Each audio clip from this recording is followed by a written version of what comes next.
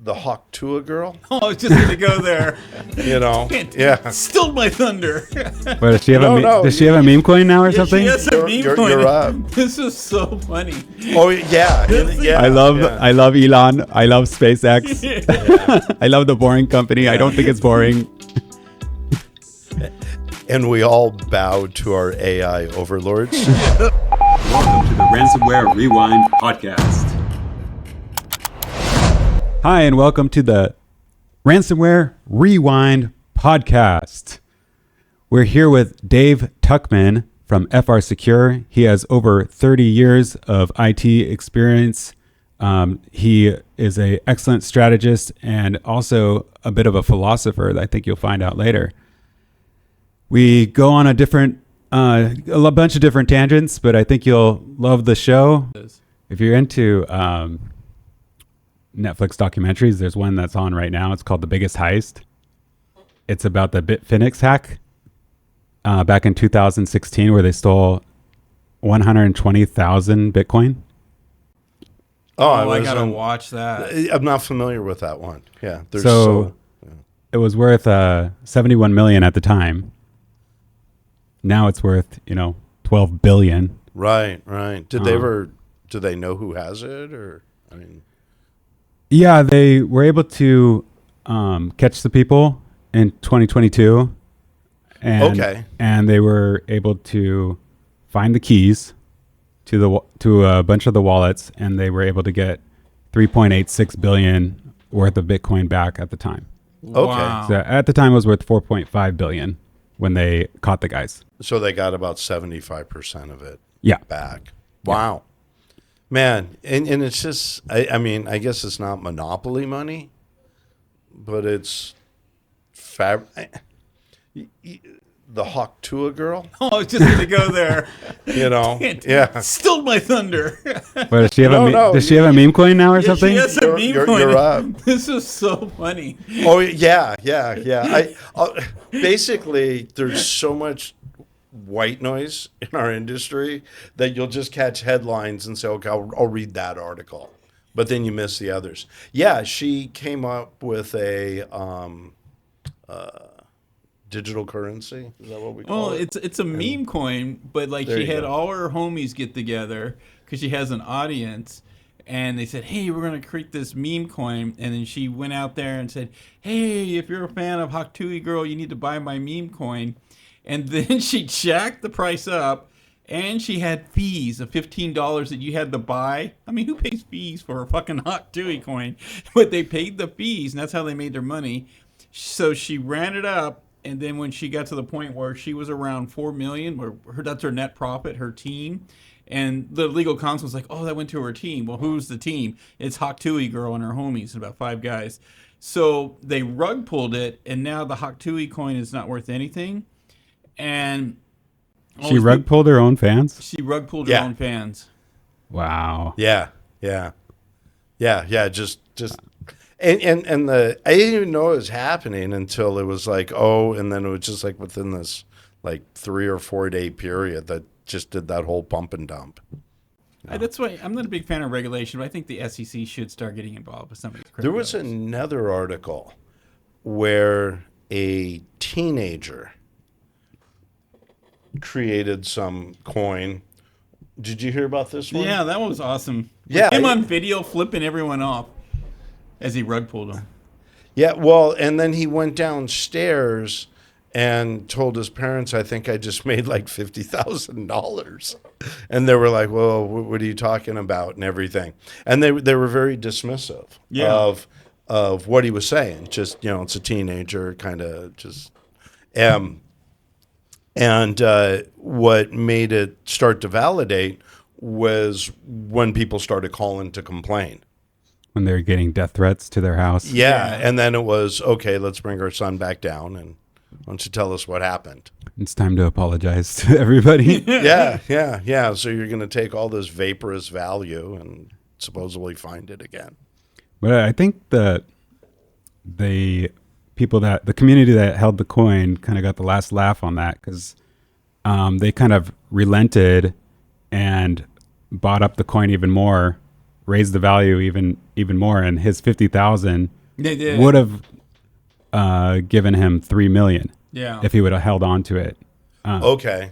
So they kind of like were able to rally and get the coin up again in the whatever coin it was called, community. Yeah. Yeah, I don't remember there's just like so many of them that it falls outside my random access memory. Do you guys have any just get meme the- coins? No, I do not. I have Doge. Doge is doing good right now. Doge is Okay. doing good. Has absolutely no value. I mean, it's like at 45 cents per coin. But when Elon got elected to whatever he was elected to the Doge committee, I was like, oh, I'm going to buy some Doge. It was total, it's like $100 or something. All the time the point, buy my Doge coin. Wow. Yeah, hang on to it for 4 years. Well, three. well, once it becomes Three the official, campaigning Yeah. for the next election in about 3 years. And So. they mine like about 1 million coins a day, so I don't think it'll ever be worth anything.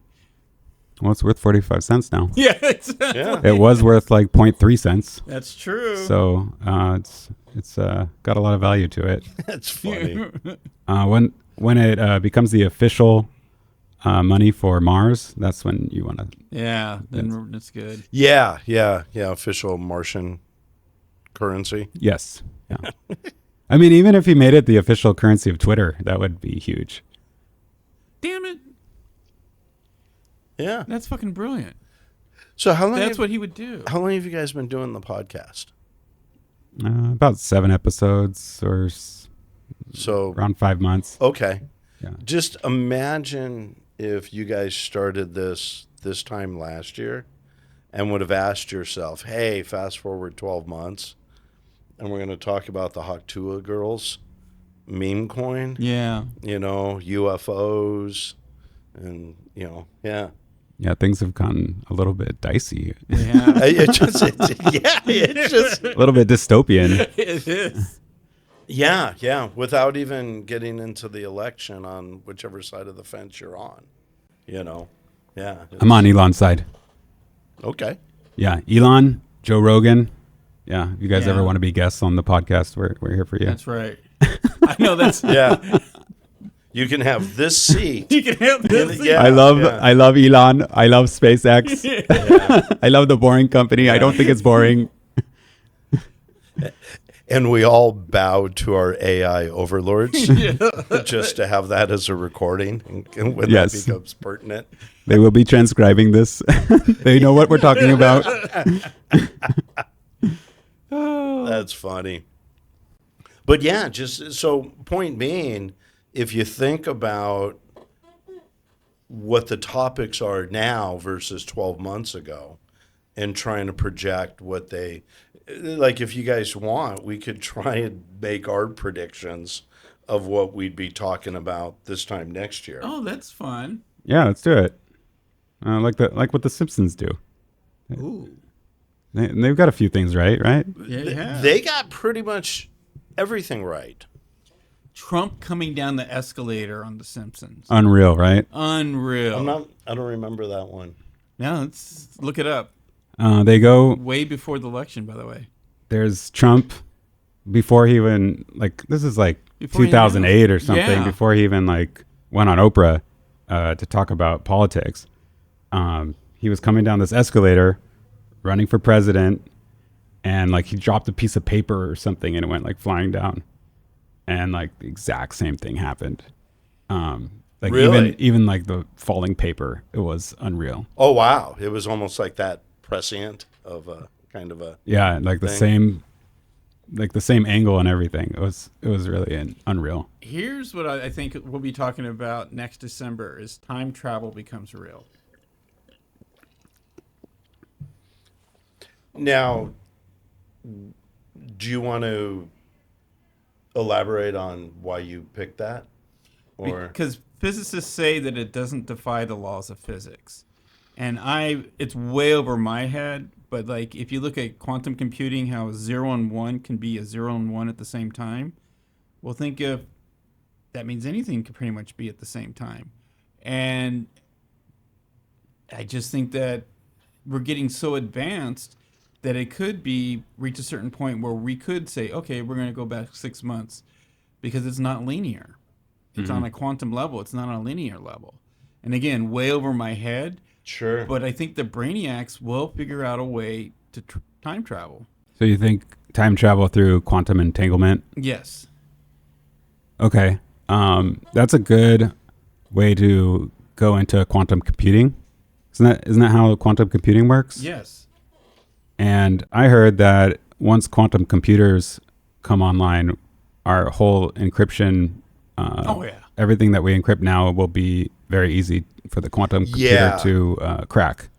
Yeah. It's not necessarily my prediction for a year from now what we talk about, but your point being, if you look at where AI is, quantum computing, and some other things, society is so unready for what's coming.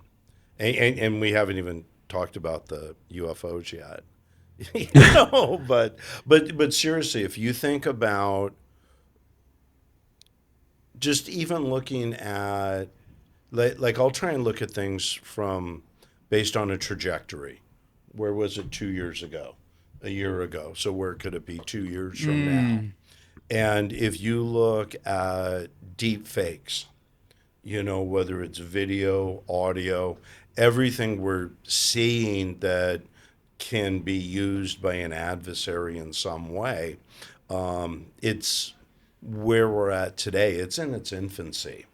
And, even when I'm doing what I'm doing, and very similar to what you do, look at the clients we try and serve.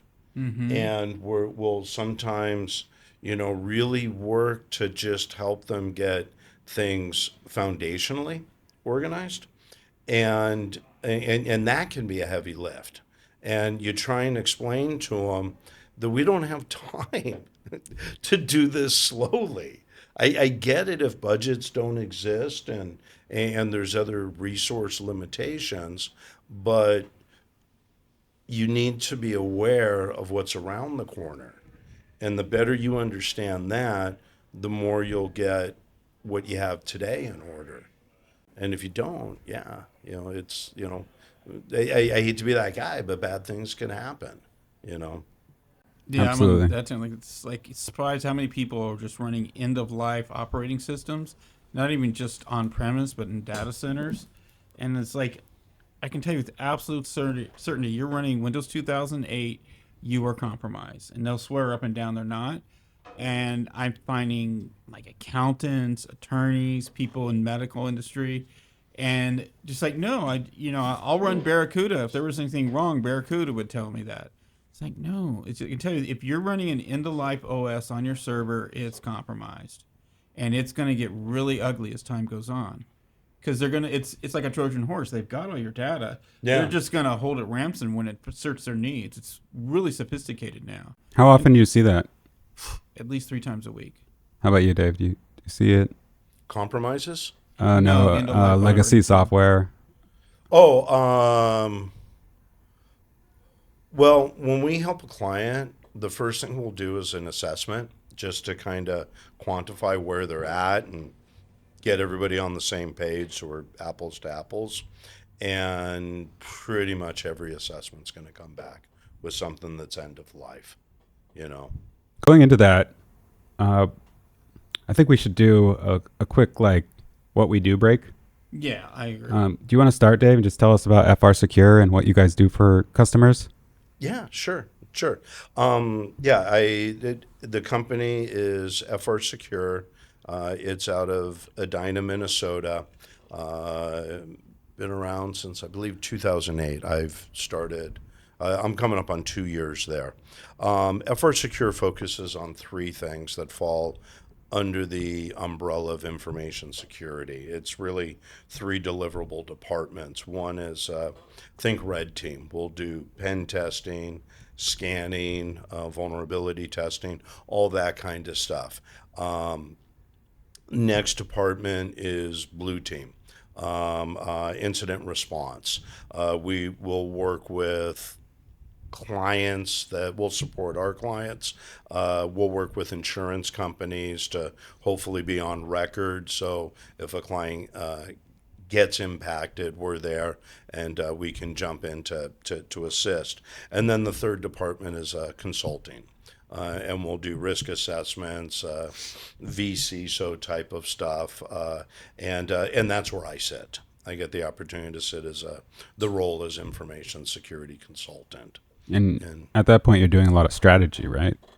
Yes, yeah. It's we're vendor and kind of industry agnostic. What makes the company special is the mission is to fix a broken industry, and it is mission over money. So we do need to make enough to keep the doors open, but when I get to work with the client, we can kind of say, leave all of that at the door. Let's talk about where you're at, what is our definition of success, and that answer can be as unique as each client. Because maybe it was, I think the statistic is 4 out of 5 organizations will do security because they have to. So you got that one that says, I just want to do the right thing. I care. That's what my driver is. And but then you get other ones, and you're seeing more regulations, whether it's CMMCs, the new 4-letter word that begins with the C. Yeah, 2.0, right? But yeah, everybody thought we'll deal with it when it materializes, and it has materialized. So right, October 15th, right? Something like that. Yeah, because I think it's next week. The final review window closes on it, but it's been written into contracts. So and the DoD was smart enough or insightful enough to start putting it in contracts earlier, saying you will be bound by this, and you have, God, I'm going to butcher the numbers, but there's tens of thousands of organizations that fall under the defense industrial base as a prime or as a sub, and they're all being held on it. So now as this is rolling out, there aren't enough auditors to you have companies that aren't trying to be ready, and the estimation is 12-24 months to get things ready. And you've got people going, well, we need it in 3 months. And you don't even have enough auditors out there to support the ones that say that they are ready. But you've got that. If you look at what the SEC came out saying last year, there's just regulatory stuff everywhere. Somebody's getting turned. So that's where a lot of the strategy comes in. Gotcha. So it is strategy, and we'll business and technical strategy. Yeah, it's all related. Cyber risk is enterprise risk. Yeah, Very true. Yeah. So that's what I do. That's where I do it at, and yeah. Awesome. Over to you. Over to me, and just to give some clarity here, I've worked for Dave for years when I was running data centers, and Dave would be in the data center like 3:00 in the morning to make sure that there was integrity in the data, moving data from a SAN over to another SAN. So really, I didn't know you guys worked together. Well, no, I worked at CarryNet. Dave worked at another place, and then he would stay up late at night making sure, like doing migrations and so forth. Oh. Rather than just saying peace out, he was definitely there for every step of the process. So he's saying he worked for me because I was the customer. yeah. Gotcha. But we collaborated on a lot of stuff. We did. I get Picked it. up a lot of dirt on each other too. That's why we're here. I've seen your data. Yeah, I think that may be what ties all three of us Exactly. in some capacity. Now I'm at Rapid Scale, and at Rapid Scale, our mission is to move all the tech uncertainty, all the tech overwhelm out of the business. A lot of MSPs and IT staffs, they can't keep up with the scope creep. They get the blame for everything. So what we do is move from on-premise into the cloud, then we manage in the cloud. We also work on the security side, but not to the level that Dave does. For example, Dave can work with like DoD, that's kind of stuff we're not going to touch. We're more focused on mid-market, enterprise. Our concern is keeping the data secure, keeping it in compliance with ISO compliance, and then our whole goal is just to take all the tech overwhelm out of the business so that the engineers can focus on innovation. Because a lot of times, engineers, even though it's like a high-level DBA, they're getting paid really well, but they show up to work and they get tickets all day, and they're doing tech support despite the fact that it's a DBA with a master's degree in CS. So that's our main focus, is just to have them offload everything over to us as far as manage the security and the infrastructure. So are you kind of like an MSSP? Yes. In that capacity? Exactly. Okay. Are you guys doing cloud migrations, stuff like that? We're doing cloud migrations. Lot of. Why would you do a cloud migration? It depends on your situation, but the reason why you do a cloud migration, especially here in California, because one, you pay for what you use in the cloud, and two, the cost of electricity is so expensive here. Like, let's say you had like a telco closet here with a few servers. That thing could run you $800 a month in electricity, especially if they're older servers running the SATA drives. So that's the number one thing, is the cost. The other one is there's a lot of applications where the API is specific to the cloud, especially with AWS and Google. So that you don't have to have anything on premise, you don't have to manage anything, and the developers can just push it up to the cloud. So those are the main reasons. And the cloud's not for everyone, to straight that up. But the majority of people that are, say, enterprise, mid-market, people that are not, have something where it's heavy GPU usage, because that's why NVIDIA went up. You just can't throw it up into the cloud because of the physical layer, the connection from here to there. That alone kind of breaks it. But the main reason is because of cost and compliance. On the compliance side, they'll just say, hey, here's the audits from AWS, so the person doesn't have to deal with them. Because if it's on-premise or in the data center, you're going to have to deal with it. Yeah, and a lot of times you'll have an organization. I mean, there's supposed to be a technology refresh in some capacity on some sort of cadence.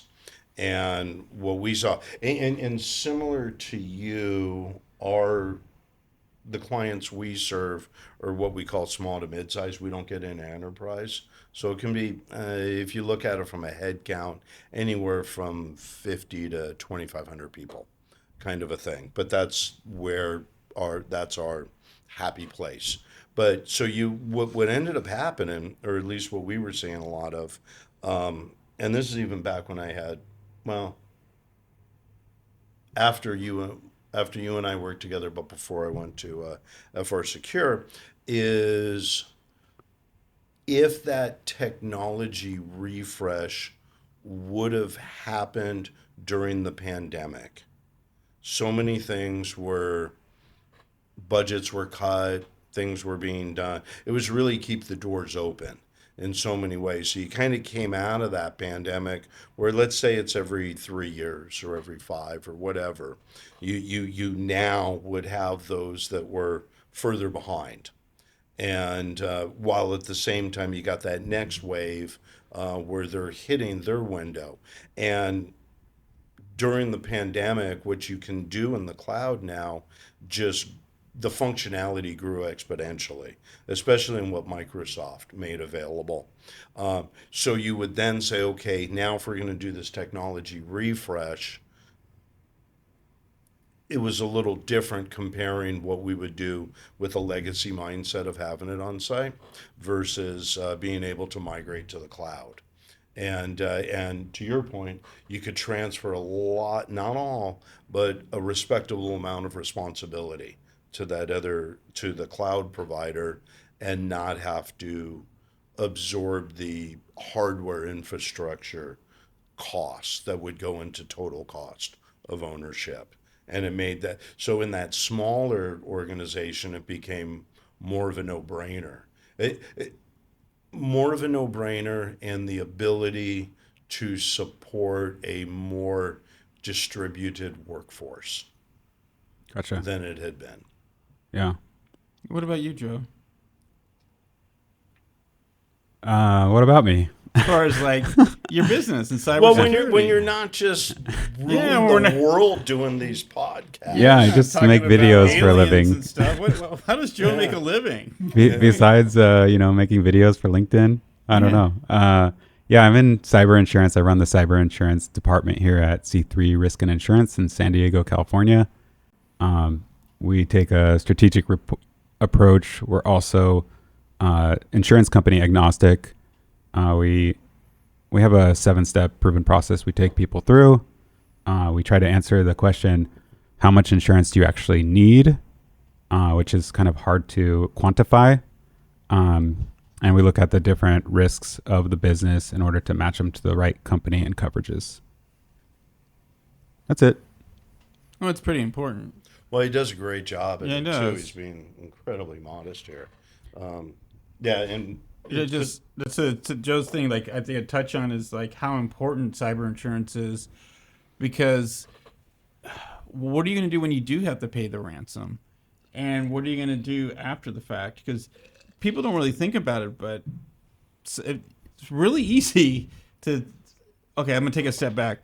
Almost every company is not its assets; it's its data. Especially now that, with finance and everything, almost every company is that way. Even if it's, let's say you own a company that's made up of electricians, you have your database of customers, you have payroll. If someone grabs that database and holds it ransom, you're out of business. Yeah. And I think a lot of people don't understand how important cyber insurance is. So that's my 2 cents. Well, it's interesting to see how much your industry's evolved. Yeah. Over the last few years, and I think when it first came out, there was that, oh, well, if I have insurance, I can transfer the risk over, and the security questionnaire was like 5 questions. Yeah, those things are over. Okay, I got your name and, your address, and there was like, You got a firewall. Yeah, I mean, an analogy to that is like, just because you have auto insurance doesn't mean you shouldn't drive like unsafely. Right. Exactly. That's a good analogy. Yeah. But in your industry has actually matured to the point that some scanning will take place to monitor how you are driving. Mm-hmm. And have it in there that, if you're driving that poorly, it doesn't, we don't care if you have a policy. That liability falls back on you. Yeah. And I was supporting a client that had an insurance policy renewal questionnaire from the underwriter, and it was 280 questions. What? Yeah, it was literally almost the equivalent of doing a risk assessment for what detail it got into and everything. Dang. Yeah. Dang, right. Dang. Yeah. It was kind of, bit of an eye-opener, because again, if you take stuff like that, like I said, I mentally live through trajectories. So if you see where that was 2 years ago, 3 years ago to today, where it can be. I'm telling you, we're going to be time traveling in December. Well, I don't have any 280 question applications, so don't worry. Well, it was, because they were like, can we go through it together? And it was like, all right, but it's going to take a few hours. Yeah. Asking for blood samples. I charge by the hour, so okay. Yeah. It's interesting how cyber insurance has changed in the last 2 years, because you were talking about the pandemic, and there was a lot of cloud infrastructure that was developed, but also the hackers pretty much doubled the amount of money that they made from like when the pandemic started to when it ended. There was not just a blip of like 20% more hacking. It was like 100% more. Yeah, it was exponential because I think the adversaries and the hackers knew how unprepared organizations were. And, that's the challenge with security is there's even like you were talking about earlier, you take somebody's virtual environment and it's had so much sprawl that you don't have an accurate inventory. How do you protect that? People don't even know what they have. A lot of companies, you'll go in there. Say like most companies where you have like 50 or more people, they don't realize they have VMs sitting out there that they're paying for every month that no one's accessing. And that the bad guys will look at that and like, okay, great, I can get root access to this VM. And it's to his point is, we run a tool called RV Tools just to do inventory. Every time we do that, people go, oh shit, I didn't know I had all these VMs. Like, yeah, you're paying for them every month. And what happens is developers will spin up VMs, forget all about them, and just leave them out there all the time. Yeah, we had a ransomware hack that came in through a Amazon Web Services demo server or demo bucket or whatever you call it. What do you call it? Probably that, just a demo. I would do that. I just spin up a VM. Or like and they just never closed it. Just a temporary, instance. That, you'll see that. And like what we'll see a lot of is, okay, so like if you go to the cloud, there's a good opportunity to inventory and audit what you have and build it, kind of get a fresher start on things. So we'll work with a client that has some legacy servers, and you're going to go back. Let's say this server's been in place 6-7 years. The guy that ran it's probably not there anymore. And the culture back then was, I got to create a service account. I got to create a user account that marketing's asking for. Let me just give it enough permission so I know marketing's going to leave me alone and it'll work.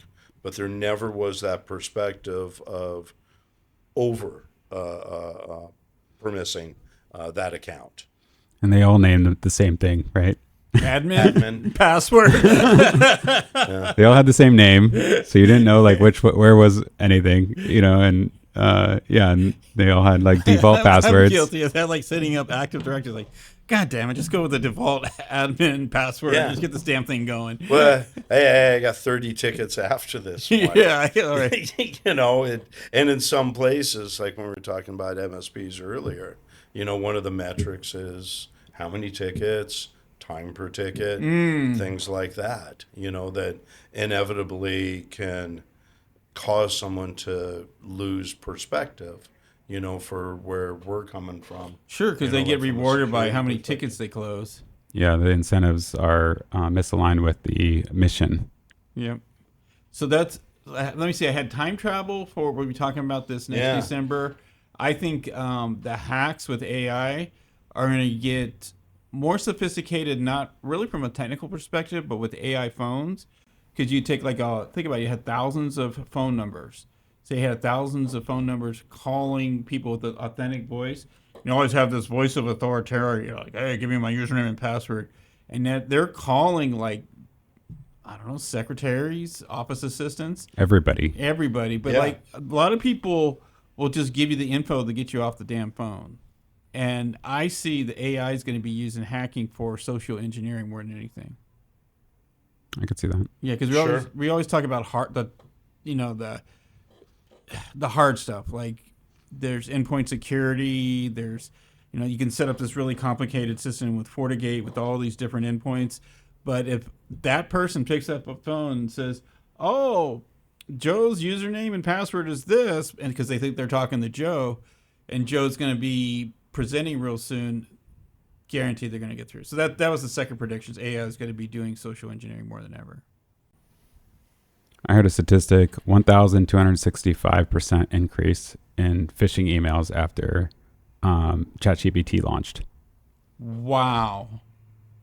Yeah. Wow. Just from the capabilities that ChatGPT empowered Yes. them with. Yeah. Yeah. I mean, it's the whole AI thing. Like right now, a majority of the clients we support are really, we're, I don't say scrambling, but we're in that state of raising awareness and education simply by what goes into the acceptable use policy. Just that awareness that what you put into that LLM, you're feeding it.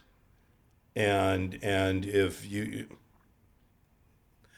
will pick on marketing, if you're not agnostic or generic in what your questions are and stuff like that, you're feeding that's why. Did you guys see the news article where Google's Gemini told someone to go kill themselves? Oh. No, I didn't see that. Yeah, I forget what led them to it, but they were just kind of asking questions, and it was like the LLM got tired of them and just started saying, "Look, if you're asking this, you have no value. You should be doing something else. You might as well just go off yourself."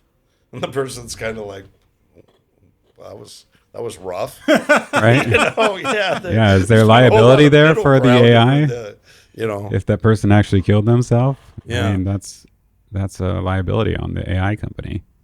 Well, and there you go, where nobody's thinking about those things.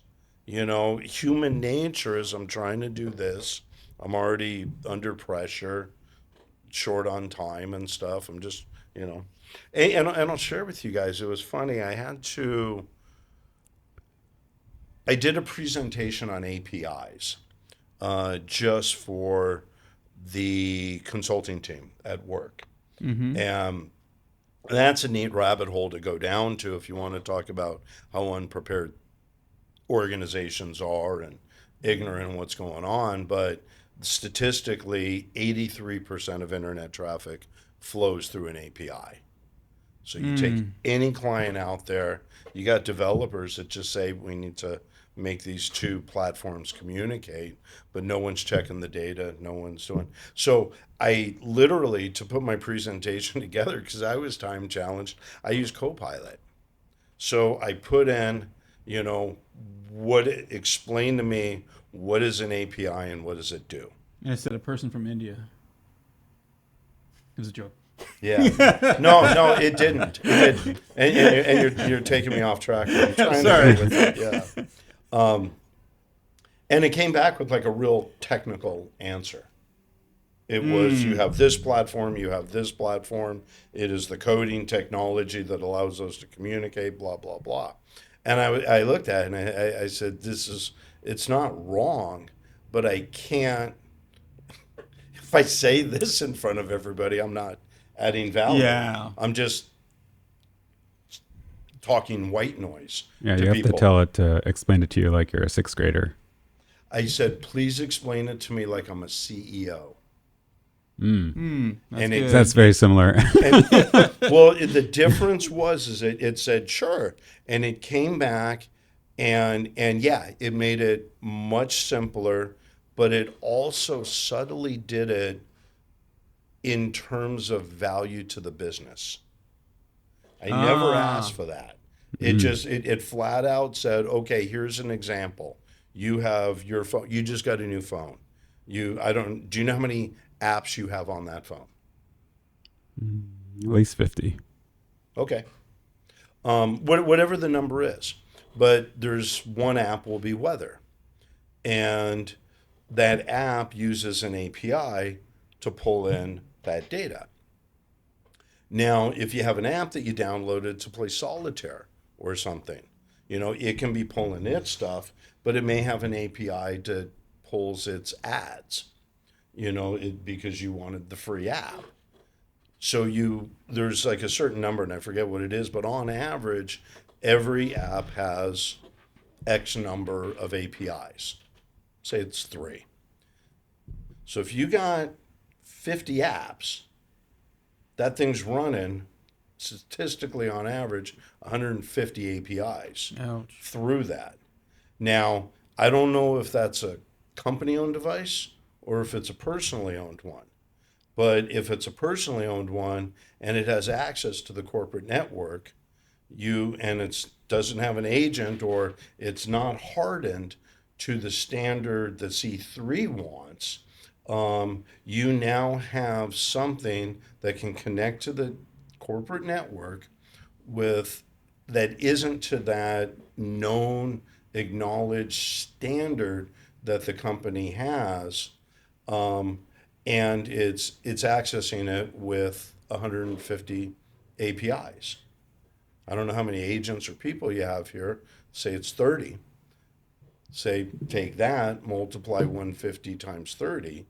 Yeah. That's what has access to the network. And if one of those APIs gets compromised, that's an attack vector. And that's where I kind of sound like that guy, but it is where organizations just don't know. Right, And because they when you don't think about it. when you think of bring your own device, you're thinking laptops, but the phones are just as much computers. Well, it was easier to draw the line on laptops.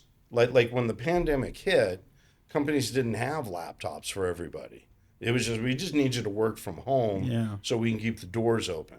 So you had, whether it was a laptop, a desktop, whatever, but it was something that was running a PC-based operating system that has those sort of benefits and vulnerabilities. If you take, and at that point, because companies were scrambling to maybe provision laptops in that way and figure out how we're going to set all of that up, all mobile devices were just, we'll deal with that next year. Yeah.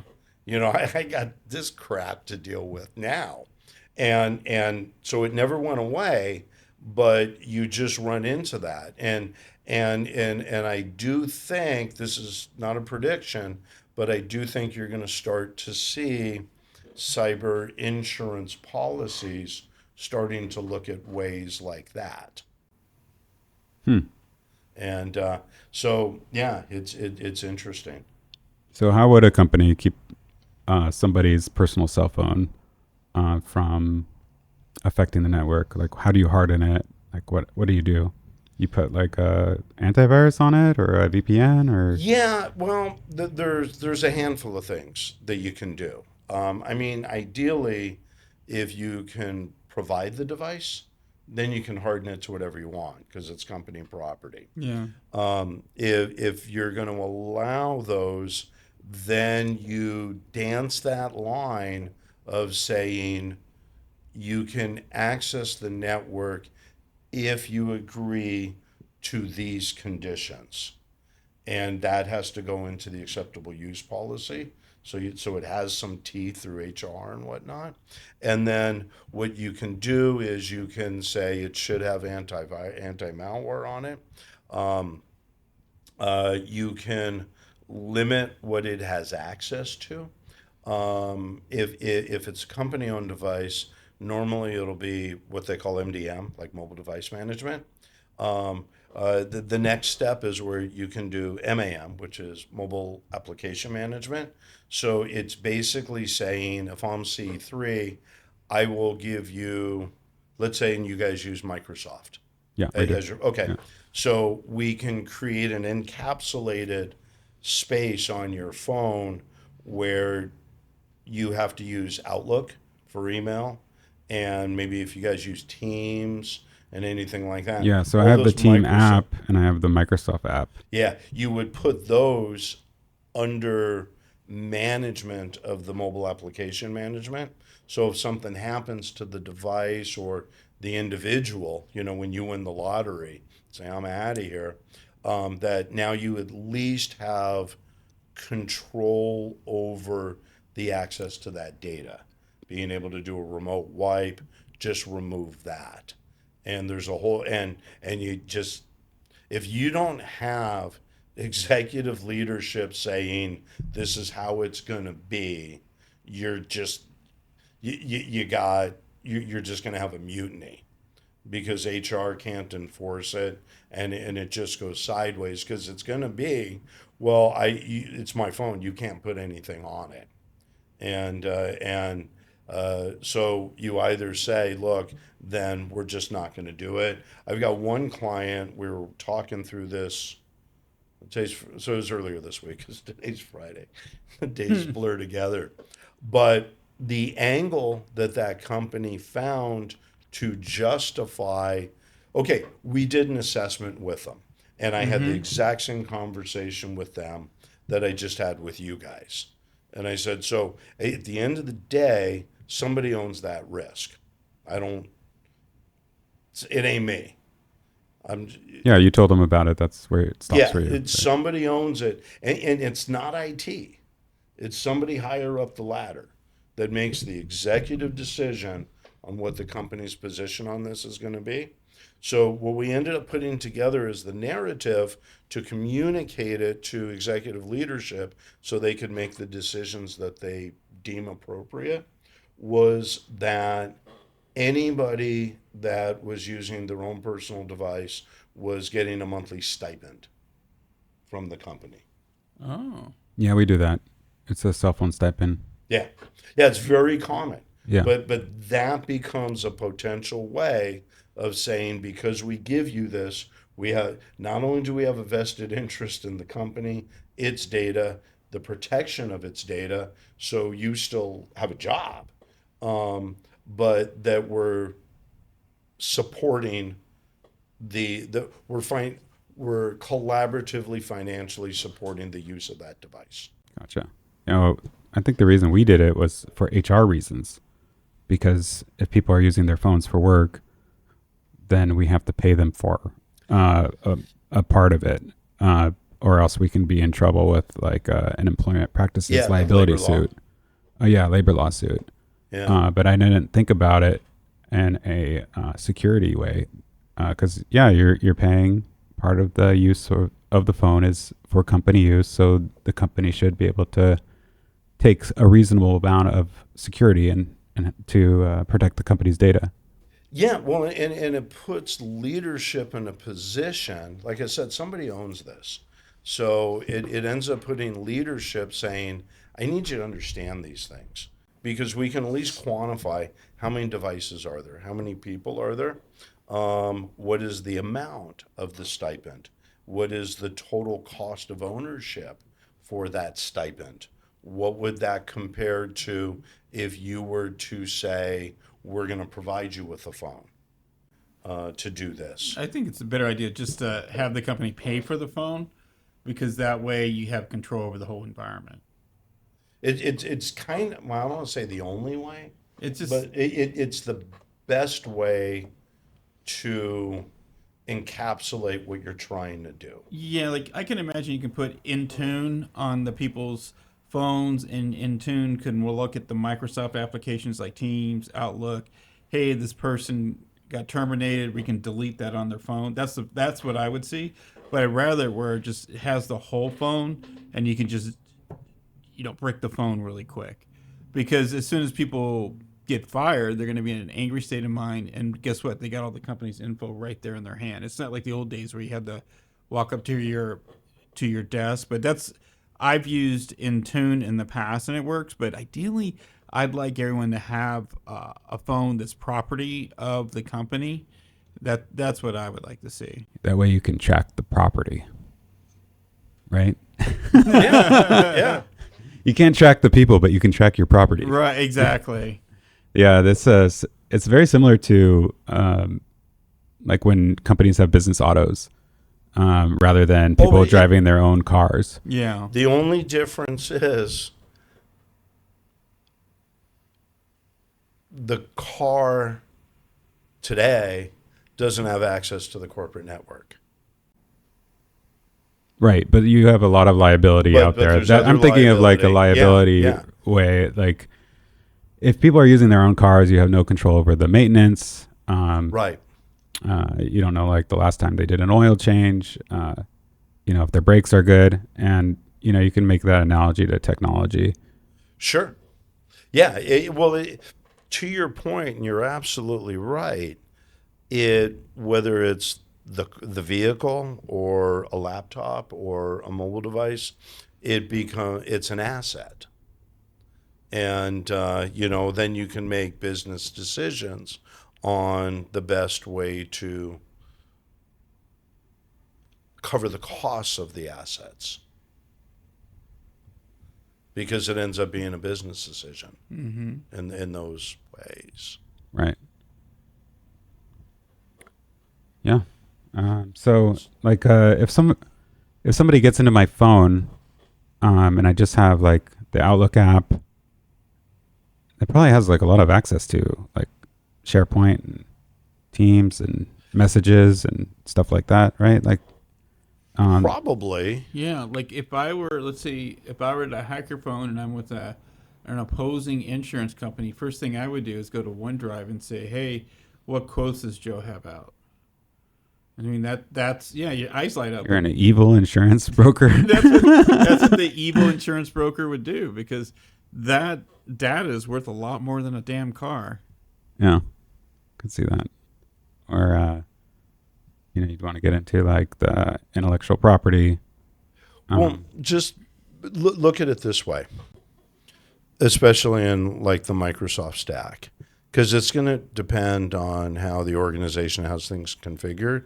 But 99 out of 100, your credentials that give you access to that email are the same credentials that give you access to Teams, SharePoint, OneDrive. It's so true. And even with the emails, think about attachments and other stuff like that. All of that can be argued to be company property. Right. And Company, yeah. It's not only company property, but it's PII. It's Can be any of that. Yeah. Yeah. So, and that's why you hear me, and you guys know I'm an optimist. Yeah. But that's why you hear me say organizations are so, for a variety of reasons, are so unaware of this stuff. And if we take what we're talking about on that here and now, and then we look at that trajectory of where AI and other things are going, that gap gets bigger. And that's why I say people are not as prepared. You kind of caught me with SSO, because, like, when you think about it, if you had access to someone's secure sign-on, the keys of the kingdom. Yeah, so that's kind of the argument for, like, zero trust, where you, like, confirming people over and over again as they go through the network. Well, go ahead. I'm sorry, I didn't mean to cut you off. Oh no, I'm just saying, like, aren't there, like, programs like Zero Trust where, like, every time you go into, like, a new part of the network, they ask you for your, like, credentials again? Yeah. Oh yeah. Or, It's like, kind of like physically having a key to the front door than to hear keys to each room. I bitch about it, like, when I'm doing it, but it makes total sense. Like, so in my world, if I go into Salesforce, I got to authenticate into Salesforce. I go into Outlook, I got to authenticate to Outlook. And it makes total sense, because let's say I was compromised. That person, let's say they got access to my Outlook. Then you're like, okay, great, let's go into Salesforce. They wouldn't be able to authenticate because the credentials are completely different, and it's a completely different system. Unless you had your credentials in an email. Well, labeled passwords. I don't think I'd last too long in my job if I did that. Post-it notes around here, right. Posting notes are a lot safer than some of the piece of paper under the keyboard. We're starting to come full circle. Yeah. I mean, it's funny, but, like, the physical world is a lot safer than, like, having an email labeled passwords. Well, ironically, in that whole kind of coming full circle, you can start to argue, because, like, a big thing is having what are called immutable backups. Yeah. And like, for example, couple of things I can share with you guys is at work, the IR team put together kind of just like a Word doc of sharing what they're seeing as the more common types of attacks. So we could in turn around share that with our clients. And so with your zero trust, the way that you have those layers of security is if you can manage the user, if you can manage the device, and things along those lines. One thing, so because like in Intune, you can configure it. See, like when we do an assessment, one of the questions is, if you're at home, can you use your personal computer to log into the company network? And you are you know the username, you know the password, you have access to the MFA. So can any device with those credentials get into the network? And if they can, then it's the same risk or similar with the mobile devices being able to access it. So you can define trusted devices. Right, especially if the MFA is via text message. Because then if they have your phone, then they can use the MFA to get into the network. Oh, yeah. Yeah. So one of the things the IR team was sharing, and I think it was called Evil Proxy, where, and it's been around, but what it can do, and it targets Microsoft, but what it'll do is if it can get in, even if there's MFA, if it can bypass that, it'll capture that active session. And then you can transfer that active session from the original source device to another device, to your own personal device. And that's how you can keep that connection persistent for longer of a period of time. Right, because it would kill it on, not to talk over, it would kill it on the first one, but it's still running active on your computer, right? Yeah, and the way to protect against that is that you only allow trusted devices. Well, it's not the only way, but it's one of the mitigating capabilities that if they switch it over to a non-trusted device, and they can, that would kill the session because that's not a trusted device. Have you come across SIM card hacking?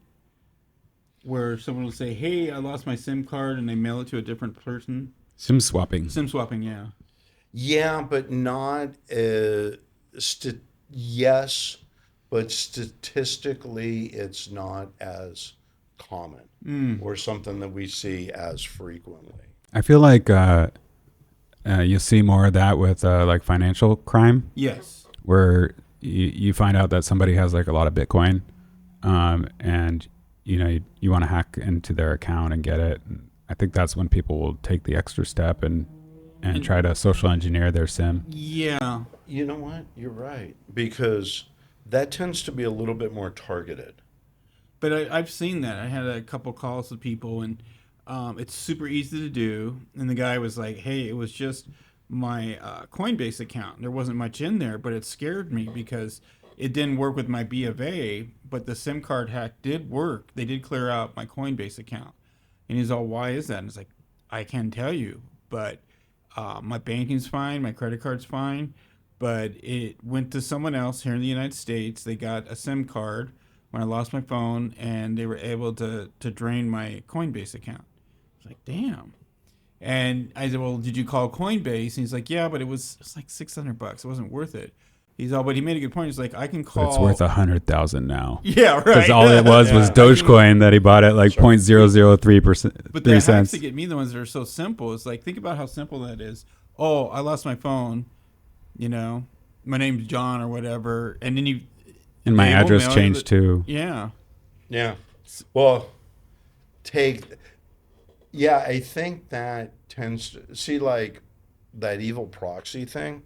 You can kind of automate it, and so you can do it at a larger scale, and then anybody that falls into it, you're casting a wider net, and there's an easier chance with a bigger net to get more fish. Yeah, good point. Sort of thing. What you're describing is a little more targeted, but Spearfishing, Yeah. But the trajectory in that isn't good, because think about the advancements in deepfakes and AI capabilities to be able to call Verizon and say, I lost my device and I'm out of my cousins.